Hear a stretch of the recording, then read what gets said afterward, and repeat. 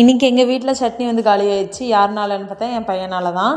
எப்படி இந்த சட்னி செஞ்சேன் அப்படின்னா, இது வந்து ஆல்ரெடி நான் செஞ்சுட்டு தான் இருப்பேன். எப்பயுமே வீக்லி ஒன்ஸ் ஆர் டூஸ் நான் செஞ்சுட்டே இருப்பேன். இந்த சட்னி வந்து எல்லாத்துக்குமே ஃபேவரெட்டு. இந்த சட்னி வந்து இட்லி, தோசை, சப்பாத்தி, லெமன் ரைஸு, புளி ரைஸு, அதுக்கப்புறம் தக்காளி சாப்பாடு கூட நாங்கள் வச்சு சாப்பிட்ருக்கோம். எங்கள் வீட்டுக்கார் வெறும் சாப்பாடு கூட பிசைஞ்சு சாப்பிடுவார்.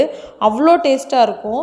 ஃபஸ்ட்டு எண்ணெய் ஊற்றிட்டு எண்ணெயில் வெங்காயம், வரமிளகா, பூண்டு இது மூணுத்தையும் நல்லா வணக்கி விட்டுட்டு தக்காளி போட்டுவிட்டு, தக்காளி போடும்போதே வந்து மிளகு, மல்லி, சீரகம் இது 3 போட்டுட்டு அதுக்கப்புறம் வந்துட்டு மஞ்சத்தூள், மிளகாத்தூள், சாம்பார் பொடி இது 3 மட்டும்தான் போடணும். வேறு எந்த பொடியுமே போட்டுறாதீங்க.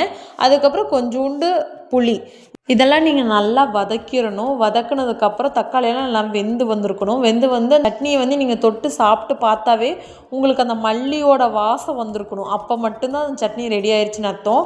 அதுக்கப்புறம் கொஞ்சம் நேரம் ஆற விட்டு மிக்சியில் போட்டு எடுத்துக்கிட்டிங்க அப்படின்னா சட்னி ரெடி ஆயிடுச்சு. இதுக்கு கொஞ்சம் தாளிப்பு மட்டும் கொடுத்துட்டு நீங்கள் இட்லி, தோசைக்கெல்லாம் வச்சு சாப்பிட்டிங்கன்னா சூப்பர் டேஸ்ட்டாக இருக்கும். நீங்கள் ட்ரை பண்ணி பாருங்கள், நல்லாயிருக்கும். இந்த சட்னி பார்த்திங்கன்னா சிம்பிளாக வந்து வீட்டில் இருக்கிறத வச்சே பண்ணிக்கலாம். வெங்காயம், தக்காளியெல்லாம் நம்ம வீட்டிலையே இருக்கும். இதுக்கு கருவேப்பிலை, மல்லியெல்லாம் அதிகமாக தேவைப்படாது. ஃபஸ்ட்டெல்லாம் எனக்கு கருவேப்பிலை, மல்லி அதிகமாக கிடைக்காதுங்கிறதுனால இந்த சட்னி அடிக்கடி பண்ணுவோம்.